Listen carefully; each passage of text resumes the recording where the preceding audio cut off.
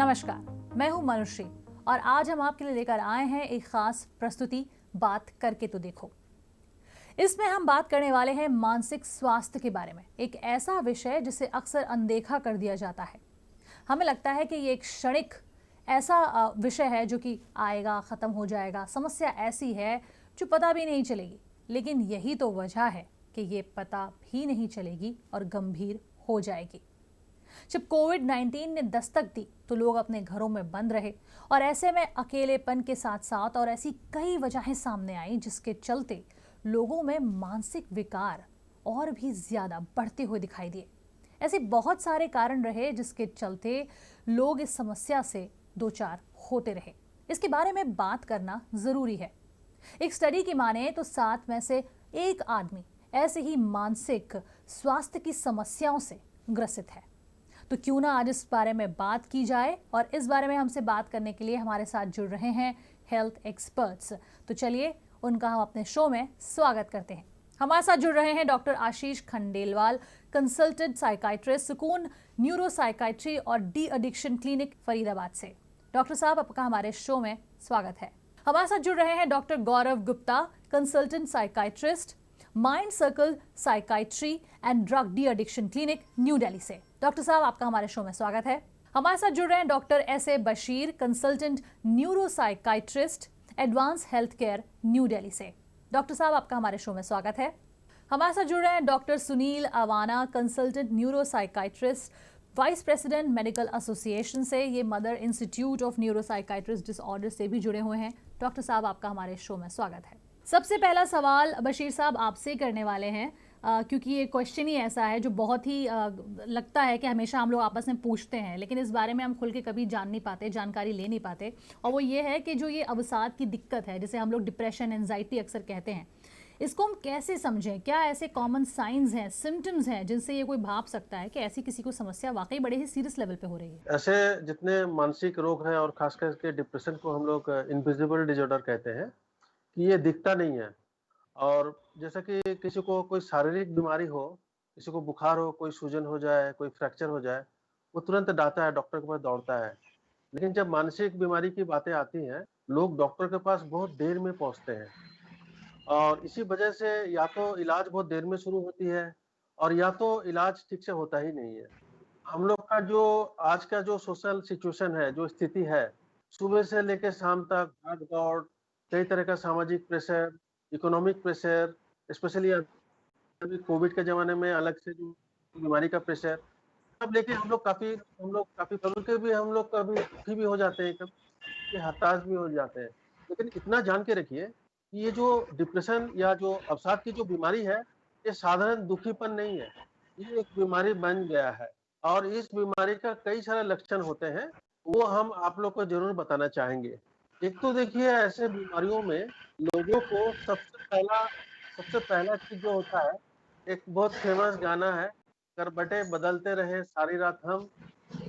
तो ये अगर किसी को हो रहा है, रात भर सो नहीं रहे हैं, तो उसको क्या नहीं हो गया है, उसको शायद डिप्रेशन हो गया है या दूसरा कोई मानसिक बीमारी हो गया है। तो सबसे पहला एक इम्पोर्टेंट साइन ये है, लक्षण ये है कि नींद गायब हो जाना। उसके बाद ऐसे लोगों का जो है सबसे जो विज़िबल 2 चीज़ें दिखते हैं, वो बहुत दुखी होते हैं, बहुत सोचते रहते हैं और एक आम तौर पे आम अच्छे इंसानों को जो है हम लोग को जीने की एक ख्वाहिश है, तो हम लोग वो उससे लोग हट जाता है। उसको कोई चीज़ अच्छा नहीं लगता है। कई लोगों का तो भूख प्रॉब्लम हो जाती है, कई लोग थोड़ा ज़बरदस्त वज़न घट जाता है। जी, डॉक्टर सुनील, अब मैं आपके पास आना चाहूँगी। जैसे कि हम अभी बात भी कर रहे थे कि किस तरीके के कॉमन सिम्टम्स हैं या किस तरीके की साइंस हैं जिनसे हम ये समझें। तो डॉक्टर सुनील, अब हमें ये बताइए कि अगर हम अपने देश की बात करें, इंडिया की बात करें, तो यहाँ पर किस तरीके से जड़ पसार चुका है ये जो मेंटल डिसऑर्डर या अवसाद की, डिप्रेशन की, इस तरीके की समस्याओं की बात करें तो? देखिए, मैं इसमें ये कहना चाहूँगा कि मेंटल डिसऑर्डर जब से हमारा ह्यूमन बीइंग्स आए हैं, तभी से हैं। पहले हम लोगों को इतना इसके बारे में ज्ञान नहीं था, इतनी अवेयरनेस नहीं थी, पर अब अवेयरनेस बढ़ रही है। डब्ल्यूएचओ के जो लेटेस्ट डाटा है, उसके अकॉर्डिंग तकरीबन 15 से 20% जो टोटल डिजीज़ेज़ हैं, उनमें से 15 से 20% लोगों को मेंटल हेल्थ प्रॉब्लम है। तकरीबन मान के चलिए कि 7 में से 1 इंसान को तकरीबन मेंटल हेल्थ की प्रॉब्लम है। तो ये कितनी गंभीर है, ये हम सब जान सकते हैं। लेकिन दिक्कत यहाँ पे ये है कि हम लोगों को पहले पता ही नहीं रहता है, दूसरा हम लोगों में अवेयरनेस नहीं है, तीसरा जैसे डॉक्टर बशीर ने कहा कि हम लोग अगर मालूम भी पड़ता है तो हम लोग उसको छुपाते हैं बिकॉज़ ऑफ सोशल टैबू और डॉक्टर पे या मनोचिकित्सक पे जाने से हम लोग घबराते हैं। जी, यानी कि भारत में भी ये काफ़ी हद तक जो है अपनी जड़ें फैला चुका है, बस लोग इसको लेकर के इग्नोरेंट ज़्यादा हैं, इसी वजह से शायद ये रियलाइज़ नहीं करते कि ये समस्या इतनी गहरा चुकी है। जी, जी, गंभीर नहीं है लोग अब। जी। डॉक्टर आशीष खंडेलवाला, ऐसे तो बहुत सारे ऐसे रीज़न्स होंगे, जैसे डॉक्टर साहब ने पहले बताया भी था कि चाहे घर में हो, चाहे काम कर रहे हो, सबके साथ हो सकता है। तो अब हम वजहों के बारे में आपसे जानना चाहेंगे। यदि देखिए आजकल ना काफ़ी रिसर्च चल रही है और कई सालों से रिसर्च में काफ़ी हद तक समझ में भी आया है। हम कारणों को 2 चीज़ों में डिवाइड कर सकते हैं। पहला तो है हमारे जेनेटिक कॉजेज़ और दूसरा है हमारा एनवायरमेंटल कॉजेज़। जेनेटिक कॉजेज़ में हमारा आता है कि हमारी हमारी जीन्स होती हैं, जैसे बैड जीन्स होती हैं, तो वो रिस्पॉन्सिबल है मानसिक रोग होने के लिए। कुछ बीमारियाँ होती हैं वो जेनेटिकली ज़्यादा बेस्ड रहती हैं, जैसे स्किज़ोफ्रेनिया हो गया, बाइपोलर हो गया, ओसीडी हो गया, ऑटिज़्म हो गया। तो ये जेनेटिकली प्रीडिस्पोज़्ड लोगों में ज़्यादा पाई जाती हैं। ये हेरिटेबल भी होती हैं, जैसे परिवार में किसी एक सदस्य को है तो आगे और उनके बच्चों में और उनकी पीढ़ी में हो सकता है ये। और दूसरा जैसे मैंने बताया कि एनवायरमेंटल कॉजेज़ रहते हैं इसके। एनवायरमेंटल कॉजेज़ में आता है बेसिकली स्ट्रेसफुल लाइफ इवेंट्स आ जाते हैं। स्ट्रेसफुल लाइफ इवेंट्स का मतलब है कि कोई हमें मतलब मानसिक पीड़ा मिली है, जैसे बचपन में साइकोलॉजिकल ट्रॉमा हुआ है या फिर मतलब बचपना हमारा बड़ा दुखद रहा है या फिर फाइनेंशियल लॉसेस हमें हुए हैं या फिर कोई रिलेशनशिप ब्रेकअप्स हुए हैं, तो ये एनवायरमेंटल कॉजेज़ हैं, सेकेंडरी कॉजेज़ मतलब एनवायरनमेंट की वजह से ऐसा हुआ है ये। एनवायरनमेंटल कॉजेज़ में और भी जैसे नशा एक आजकल बहुत कॉमन होता जा रहा है, नशे की वजह से मानसिक रोग हो जाता है, नशे की वजह से ब्रेन पे असर आता है। तो इसमें ये देखा गया है कि जो जेनेटिकली प्रीडिस्पोज इंडिविजुअल रहते हैं और जिनमें ये एनवायरनमेंटल फैक्टर्स जो नेगेटिव पड़ते हैं उनके ब्रेन में, तो ब्रेन में कुछ केमिकल चेंजेस हो जाते हैं। तो उसमें ब्रेन्स में जैसे आजकल कई साइंटिस्टों का ये मानना है कि कुछ केमिकल्स जैसे सेरोटोनिन है या डोपामीन है, उनके लेवल ऊपर नीचे होने से मानसिक रोग का ये रूप ले लेता है कई कई व्यक्तियों में। तो ये मेन मुख्य कारण है इन चीज़ों के। कभी-कभी मेडिकल इलनेसेस की वजह से भी हो जाता है, लॉन्ग स्टैंडिंग डायबिटीज़ हो गया, लॉन्ग स्टैंडिंग हाइपरटेंशन हो गया, थायराइड हो गया, ब्रेन इंजरीज़ हो गई या फिर ब्रेन ब्रेन में इन्फेक्शंस हो गए। तो ये कई सारे कारण हैं जिसकी वजह से मानसिक रोग हो सकते हैं ये। जी, डॉक्टर गौरव, अब आपके पास आना चाहेंगे हम और आपसे जानना चाहेंगे कि यहाँ पर बहुत ही गंभीर विषय के बारे में बात हो रही है। यहाँ बात हो रही है इस तरीके के मेंटल डिसऑर्डर्स की, जिससे लोग बहुत बड़े ही पैमाने पे हिट हो चुके हैं, अफेक्ट हो चुके हैं। लेकिन अब यहाँ एक सवाल ये भी उठता है, जो हम हमेशा ही करते हैं, कि क्या महिलाओं में और पुरुषों में ये जो समस्या है, क्या अलग-अलग तरीके से इम्पैक्ट अपना दिखाती है या फिर सबको समान रूप से ही इफ़ेक्ट करती है? जी, बिल्कुल। अधिकतर मेंटल डिसऑर्डर्स में जेंडर डिफरेंस देखे गए हैं। कुछ कॉमन मेंटल डिसऑर्डर्स की अगर बात करें, जैसे कि डिप्रेशन और एंग्जायटी डिसऑर्डर, तो महिलाओं में ये 2 टाइम्स ज़्यादा कॉमन पाए जाते हैं और पुरुषों में सब्सटेंस यूज़ डिसऑर्डर यानी एडिक्शन डिसऑर्डर ज़्यादा कॉमन है। इसके कई कारण हो सकते हैं, जैसे कि बायोलॉजिकल फैक्टर्स यानी महिलाओं में हार्मोनल चेंजेस जो कि प्रेगनेंसी के दौरान, डिलीवरी के बाद और मेनोपॉज़ के समय देखे जाते हैं। सोशल फैक्टर्स जैसे कि work overload, unequal power and status, physical और सेक्सुअल अब्यूज। साइकोलॉजिकल फैक्टर्स मतलब महिलाओं में स्ट्रेसफुल सिचुएशंस के बारे में महिलाएं अक्सर ज़्यादा सोचती हैं, जबकि पुरुष स्ट्रेसफुल सिचुएशंस में गुस्से का या अल्कोहल टबैको का इस्तेमाल करते हैं। कुछ बीमारियां जैसे कि बाइपोलर डिसऑर्डर एक समान यानी 1:1 रेशियो में पाई जाती है। स्किज़ोफ्रेनिया बीमारी की बात करें तो इसकी शुरुआत मेल्स में जल्दी उम्र में हो जाती है। पर यहाँ मैं क्लियर करना चाहूँगा, एम्फसाइज करना चाहूँगा कि ये डिफरेंसेस सिर्फ नंबर्स में हैं। कोई भी मानसिक बीमारी किसी भी जेंडर में यानी मेल्स में या फीमेल्स में और किसी भी उम्र में आ सकती है। शो में हमारी ये जो बातचीत है ये यूं ही जारी रहेगी, लेकिन फिलहाल वक्त एक छोटे से ब्रेक का हो गया है। कहीं मत जाइएगा, देखते रहिए हमारी खास पेशकश बात करके तो देखो।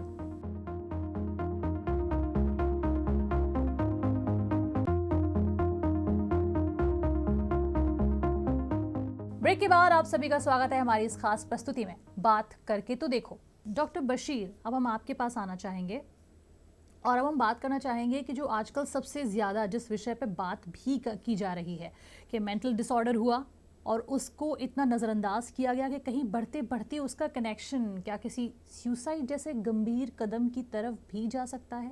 बिल्कुल।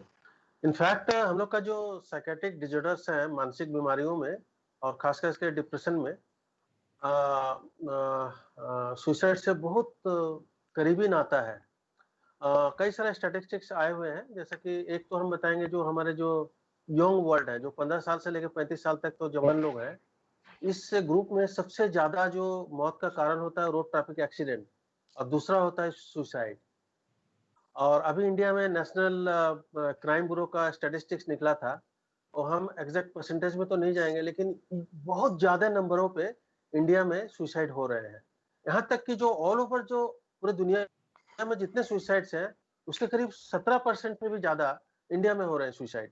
और ऑफ कोर्स ये जो सुसाइड का जो सिचुएशन है, ये मानसिक रोग से सिर्फ डिप्रेशन के साथ नहीं, अभी जो डॉक्टर गौरव बोले थे कि सब्सटेंस अब्यूज, मतलब लोग जो दारू और ड्रग्स लेते हैं, उन लोगों में बहुत ज्यादा पाया जाता है। और एक ग्रुप ऑफ बीमारियां होते हैं जिनको हम लोग बोलते हैं साइकोसिस, जिस बीमारियों में लोगों को जैसे वो सुनाई बाकी लोगों को नहीं दे रहा उसको सुनाई देना, जो दिखाई नहीं दे रहा वो दिखाई दे, उसको हम लोग हेलुसिनेशंस कहते हैं। इस तरह का बातें आ जाते हैं। तो अब ऐसे लोगों में भी सुसाइड का और एक बहुत बड़ी बीमारी का नाम हम लेंगे, ऑब्सेसिव कंपल्सिव डिसऑर्डर, जिसको ओसीडी कहते हैं। उसमें भी काफी ज्यादा सुसाइड टेंडेंसी दिखता है।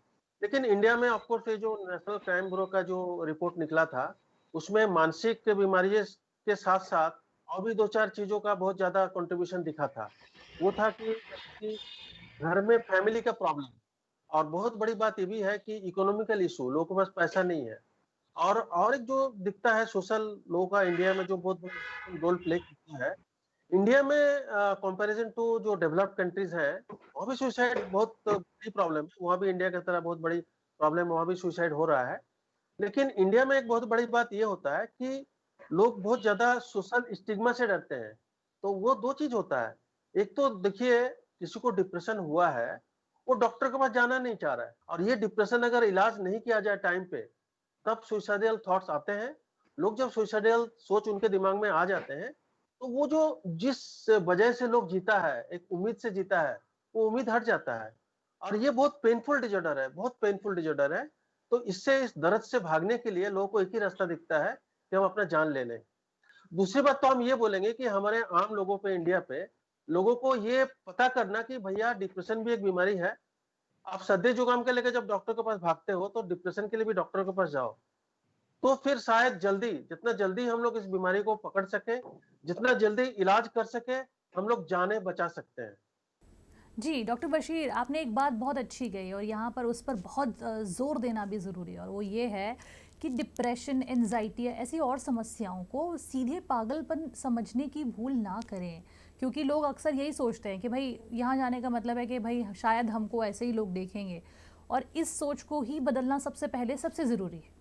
डॉक्टर सुनील अवाना, अब हम आपके पास आना चाहेंगे और आपसे जानना चाहेंगे, जो मेंटल डिसऑर्डर्स की बात हो रही है कि किस तरह ये हो जाते हैं, इनकी शुरुआत होती है, लेकिन ये शुरुआत एक्चुअली में कब होती है, इनका फलीभूत होना कब शुरू होता है, किस स्टेज पर आकर के ये वाकई जो है ये सीरियस समस्या बन जाती है? देखिए, जो साइकेट्रिक डिसऑर्डर्स हैं, यूजुअली उनका जो स्टार्टिंग है वो एडोलेसेंट स्टेज में होता है, क्योंकि एडोलेसेंस में एक तो हमारे बॉडी में बहुत सारे हार्मोन्स चेंज होते हैं।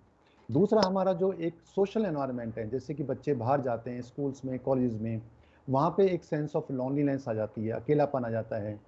वहाँ पे जो पीयर प्रेशर आ जाता है, एक कॉम्पिटिटिव भाव आ जाता है। तो ये सब चीज़ें एक हमारे स्ट्रेस बढ़ाती हैं। और ज़्यादातर जो हमारे साइकेट्रिक जो मानसिक रोग हैं, उनके पीछे जो एक हाइपोथेसिस है, वो है स्ट्रेस डायथेसिस मॉडल। मतलब जब हम इंसान का स्ट्रेस बढ़ता है, तभी जो मानसिक रोग हैं उनकी भी तादाद, उनका भी जो एक प्रेवलेंस है वो बढ़ जाता है। तो आमतौर पे तो ये एडोलेसेंट स्टेज में है, लेकिन ऐसा कोई रूल भी नहीं है। कई रोग ऐसे हैं जो कि बच्चों में, जैसे ADHD है, ऑटिज्म है, ये काफ़ी ज़्यादा बच्चों में देखा जाता है। ऐसे ही बहुत सारे रोग जो हैं वो लेट स्टेज में या एल्डरली में पाए जाते हैं, लेकिन ज़्यादातर जो है वो एडोलेसेंट में स्टार्टिंग होती है। डॉक्टर आशीष, अब हम आपसे जानना चाहेंगे कि क्योंकि यहाँ बात ऐसे टॉपिक की हो रही है जहाँ मेंटल इलनेस या इस तरीके की चीज़ों की हो रही है, जहाँ अकेलापन बहुत सुनने में आ रहा है एक शब्द, तो क्या ऐसे में सोशल इंटरेक्शन जो है वो बहुत बड़ा एक अहम किरदार निभा सकती है इस पूरे मामले में? हाँ, बिल्कुल। देखिए, व्यक्ति ना जो आदमी है या व्यक्ति है, वो सामाजिक प्राणी है ना? हम लोग सोशल सोशल एनिमल्स हैं, तो हम जुड़ी सोसाइटी से हैं। तो ऐसा देखा गया है कि जैसे हमारे इमोशंस हैं, यदि हमारे इमोशंस हम दबाते हैं अपने अंदर, तो वो कहीं न कहीं वो भी एक बीमारी का कारण रहता है। तो जब हम सोशली इंटरैक्ट करते हैं लोगों से, अपने फैमिली मेंबर से, पार्टीज़ होती हैं या फिर हम शादी फंक्शन में जा रहे हैं, तो कहीं न कहीं जब हम मिलते-जुलते रहते हैं, तो हम अपने इमोशंस को बाहर निकाल पाते हैं। तो वो कहीं हद तक एक मतलब एक प्रिवेंटिव रहती हैं इन बीमारियों के लिए। तो सोसाइटी एक बहुत ही अहम हिस्सा है। ऐसा देखा गया है कि जो लोग सोशली इंटरैक्ट बहुत कम करते हैं, नहीं करते हैं, उसमें चांसेस बीमारियाँ होने के बढ़ जाते हैं। अच्छा, इसमें एक बात ये भी है कि सोशल इंटरेक्शन देखो दोनों तरह से काम करता है। अधिकतर तो ये पॉजिटिव ही रहता है, पर इसका नेगेटिव साइड भी रहता है। नेगेटिव साइड रहता है कि कभी-कभी जैसे बुलिंग हो गई या फिर बॉडी शेमिंग हो गई या सोशल एक बहुत प्रेशर किसी पे क्रिएट किया गया, साइकोलॉजिकल ट्रॉमा हुआ, तो उसमें नेगेटिवली रोल करते हुए लोगों में बढ़ा भी देती हैं ये चीज़ें ये। मानसिक बीमारियाँ बढ़ भी सकती हैं लोगों की। तो एक पॉजिटिव सोशल एनवायरनमेंट होना बहुत ज़रूरी है। प्लस हम भी उन लोगों से यही गुज़ारिश करते हैं कि अपना सोशल सर्कल बढ़ाइए, वो आपका सपोर्ट है। जितना आप लोगों से मिलेंगे, बातें करेंगे, आपकी फैमिली मेंबर से, आप पहले से ऐसे ऐसे उनसे बर्ताव करिए कि आपकी उनसे नहीं मतलब टूटे नहीं उनसे। आप बना के चलिए लोगों से, आप मिलते-जुलते रहिए, वो प्रिवेंटिव रहेगा मानसिक रोगों के लिए। जी, और ऐसे में क्या परिवार का भी जो एक रोल है वो अहम हो जाता है, क्योंकि यहाँ सोशल इंटरेक्शन की बात हो रही है और सबसे पहले अगर आप किसी को रीच आउट कर सकते हैं तो वो आपकी फैमिली हो सकती है या फैमिली ही हो सकती है जो इस मामले में सबसे पहले ये जाने कि कोई उनके घर का ऐसा सदस्य है जिसे ऐसी कोई परेशानी हो सकती है। हाँ, देखिए जानना बहुत ज़रूरी है कि भई क्योंकि फैमिली वाले आपसे डे टू डे लाइफ़ में रोज़ मिलते हैं, आपके इमोशंस देखते हैं, उन्हें पता रहता है कि आप किस दिन उदास हैं, किस दिन ठीक हैं, तो वो समझ जाते हैं वो। तो वो बहुत एक अहम हिस्सा है, आप मिलते-जुलते रहेंगे तो उन्हें पता भी चलेगा कि आप में ये प्रॉब्लम चल रही है, कमी आ रही है। तो वो ध्यान देंगे, आपको बताएँगे कि भई आपको परेशानी हो रही है ये। फैमिली एक बहुत ही अहम हिस्सा है, हम तो ये चाहते हैं सब लोग अपने फैमिली मेंबर से बना के रखें, सब लोग मिलते-जुलते रहें, है ना? मतलब लड़ाई झगड़े ना हो, वो ज़्यादा एक पॉज़िटिव एनवायरनमेंट क्रिएट करेगा लोगों के लिए। डॉक्टर गौरव गुप्ता, अब हम आपके पास आना चाहेंगे और आपसे अब हम जानना चाहेंगे कि जो मेंटल हेल्थ की बात हो रही है, इसको लेकर सजग और ज़्यादा अवेयर होने की बात हो रही है, ये तो एक तरफ है। लेकिन अगर इस समस्या के हम सीरियसनेस की बात करें, इसकी गंभीरता की बात करें, तो क्या भारत में ये अलग ही पैमाने पर जा चुकी है? जी, बिल्कुल। मेडिकल जर्नल द लैंसेट के अध्ययन के मुताबिक हमारी टोटल पॉपुलेशन की अगर बात करें तो लगभग 14.3% लोगों को कोई ना कोई मानसिक बीमारी है। जैसा आपने शो के शुरुआत में कहा, 7 में से 1 व्यक्ति को कोई ना कोई मानसिक बीमारी है। अगर सभी बीमारियों को मिला लिया जाए जैसे हाइपरटेंशन, डायबिटीज़ मेलाइटस और टोटल डिसीज़ बर्डन की बात करें, तो मेंटल हेल्थ डिसऑर्डर का परसेंटेज 1990 से अब तक लगभग डबल हो गया है। मेंटल डिसऑर्डर्स में सबसे ज़्यादा कॉमन डिप्रेशन है लगभग 35%, एंजाइटी डिसऑर्डर लगभग 20%। सुसाइड डेथ रेट भी 17.9 पर लाख पॉपुलेशन है जो कि वर्ल्ड सुसाइड डेथ रेट से काफ़ी ज़्यादा है। ये स्थिति इसलिए भी सीरियस हो जाती है क्योंकि सिर्फ 10 में से 10 या 15% लोग ही इसका ठीक ट्रीटमेंट ले सकते हैं। हमारे देश में एक ह्यूज ट्रीटमेंट गैप है जिसके कारण पहले भी डिस्कस हुए हैं, मेंटल डिसऑर्डर्स के साथ जो स्टिग्मा अटैच है, अवेयरनेस की कमी और साथ में मेंटल हेल्थ सर्विसेज की कमी। मेंटल हेल्थ प्रोफेशनल हमारे देश में काफ़ी कम है और इसलिए ज़रूरी है कि इस पे ज़्यादा से ज़्यादा इन्वेस्ट किया जाए। जी, डॉक्टर बशीर, अब आपके पास आना चाहेंगे और आपसे जानना चाहेंगे कि मान लीजिए अगर ऐसी समस्या किसी के साथ हो रही है और अम, अगर ये फ़र्ज़ किया जाए कि मुझे ही पता चल रहा है, तो मैं किसी की कैसे मदद कर सकती हूँ? कैसे किसी तक अपनी मदद पहुँचाई जा सकती है? इस बारे में बताएँ। बिल्कुल। सबसे पहला तो देखिए कम्युनिकेशन जारी रखना कि आप एक तो देखिए मैं एक मिसाल देता हूँ, मेरा कार टायर पंक्चर हो गया और मुझे पता है कि जब पंक्चर हो जाती है तो गाड़ी का वो आवाज़ चेंज हो जाती है, तो मैं अलर्ट हूँ तो फट से गाड़ी रोकूँ और ₹50 में टायर पंक्चर ठीक कर लूँ। और मैं अगर मुझे पता भी नहीं है तो मैं पंक्चर टायर में गाड़ी चलाऊँ, मेरा 3000 का टायर चला जाएगा। एग्ज़ैक्टली सेम चीज़ मानसिक स्थिति में क्या होता है कि एक पेशेंट के आस-पास जैसा आप बता रहे हैं कि आपके आस-पास किसी को अगर कुछ आपको थोड़ा बहुत दिख रहा है, तो उनको टाइम दीजिए, उनसे बातें कीजिए और उससे बात करने के बाद उसके अंदर में ये सब सिग्नल देखिए। कई लोगों में ऐसा दिखता है कि जिन लोग बहुत ज़्यादा सीरियस बीमारी में है उन लोग सिग्नल देता है आस-पास के लोगों को। उन लोग आजकल देखिए जैसा हम लोग एक नया चीज़ आ गया है आज के ज़माने में, वो आपका ये टेक्नोलॉजी, सोशल मीडिया। लेकिन वहाँ भी लोग बच्चे देते हैं, बच्चे बूढ़े जो भी हैं, उन लोग सिग्नल देते हैं कि मुझे ऐसा-ऐसा हो रहा है। तो वो हम लोग को सेंसिटाइज़ होना पड़ेगा, हम लोग को काफ़ी एम्पैथेटिक होना पड़ेगा, कि अलर्ट रहना पड़ेगा, हमारे के अंदर में वो फीलिंग रहना पड़ेगी कि हमें लोगों को मदद करना चाहिए। उससे भी और एक बहुत बड़ा दुश्मन है मानसिक रोगों की, वो है कि the faith healing. Faith healing में क्या होता है कि लोग प्रॉपर साइंटिफिक इलाज के बजाय लोग इधर-उधर, कम से कम हमारे इसमें 2 मुहिम चलनी चाहिए। एक तो जो लोग मानसिक बीमारियों में है, वो अपना बीमारियों का लक्षण पहचाने, वो लोगों से डिस्कशन करें, जैसा डॉक्टर आशीष साहब बोले हैं कि सोशल सपोर्ट के लिए वो कोशिश करें। आप अपने आस-पास में जिसको डिप्रेशन का या कोई भी बीमारियों का साइन दिख रहा है, सबसे पहला चीज़ है उसके बैठ के बात कीजिए, समझिए। आप जैसे आपको थोड़ा भनक भी लगता है, उसको एनकरेज कीजिए कि वो साइकियाट्रिक और साइकोलॉजिकल जो स्पेशलिस्ट है उनके पास जाए, और उन लोग फिर आपका इलाज का बात सोचेगा। लेकिन जब है, सबसे पहले पहचानिए, जड़ में पहचानिए, शुरू में ही पकड़ लीजिए, शुरू में ही इलाज करा लीजिए। इलाज है, कई तरह का इलाज है। और एक बहुत बड़ा गलतफहमियां है लोगों को बीच में, ये सब इलाज जो है एक बार पकड़ लेता है तो छोड़ता नहीं है। गलत है, गलत है, गलत है। बेहतरीन इलाज ऐसा है, वो कुछ महीनों का कोर्स है, और इंसान इतने अच्छे तरह से इलाज के बाद बाउंस बैक कर जाते हैं। जी, डॉक्टर सुनील अवाना, अब हम आपके पास आना चाहेंगे और आपसे बात करना चाहेंगे कोविड-19 के बारे में।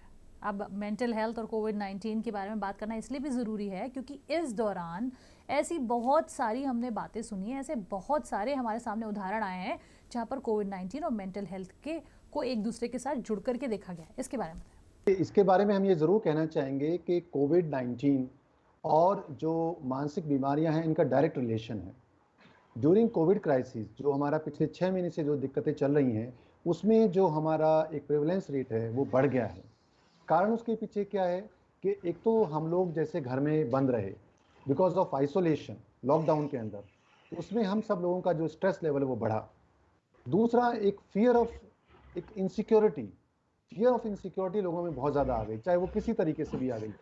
बहुत सारे लोगों को इकोनॉमिक ले ऑफ, नौकरियों से दिक्कत आई, फाइनेंशियल लॉसेस हुए। बहुत सारे लोग जो हैं वो मानसिक तनाव के कारण बहुत सारी बीमारियों से पीड़ित हो गए। और जैसे कि पहले भी हमने किया है कि लोगों में because of all these reasons जो एक सब्सटेंस एब्यूज रहा, जो लोगों को नशे की लत रही, शराब की या और किसी नशे की, वो भी बड़ी मात्रा में बढ़ गई। डॉक्टर गौरव, हम बस आपसे ये जानना चाहेंगे, ये जो स्टिग्मा है जो पूरी मेंटल हेल्थ के साथ जुड़ा हुआ है, इसे ख़त्म करने के लिए किस बात को ध्यान रखना ज़रूरी है? स्टिग्मा को ख़त्म करने के लिए ज़रूरी है कि हम ज़्यादा से ज़्यादा इस बीमारी के बारे में अवेयरनेस फैलाएं। जो हेल्थ प्रोफेशनल्स हैं, बाकी डॉक्टर्स हैं, एमबीबीएस डॉक्टर हैं या बाकी फिजिशियंस हैं, उन्हें भी इस बीमारी के बारे में, वो भी इस बीमारी के बारे में ज़्यादा से ज़्यादा बात करें। यानी भागने से बात नहीं बनेगी, समझना ही होगा, क्योंकि इसी में तो छिपा है स्वास्थ्य का असली खजाना, जो कि हमारे मानसिक स्थितियों से भी जुड़ा हुआ है, और इस पर अब बात करना बेहद ज़रूरी है। इसीलिए हम तो बस अंत में यही कहना चाहेंगे कि ये हमारी खास कोशिश इसीलिए थी ताकि मानसिक स्वास्थ्य और उससे जुड़ी हुई अहम जानकारियों के बारे में हम सब तक जो भी ज़रूरी है वो पहुंचा सकें। इसी के साथ आपसे बस इतना ही कहेंगे, बात करके तो देखो। बेहद अहम जानकारी जो आप सभी ने आज हमारे साथ साझा की है, और सबसे ज़रूरी बात जो सामने आई है वो यही है कि जब तक हम इस बारे में समझेंगे नहीं, जानेंगे नहीं, तब तक हम इस बारे में खुलकर बात भी नहीं करेंगे। हमारे शो में आप सब जुड़े, इसके लिए आप सभी को बहुत बहुत धन्यवाद।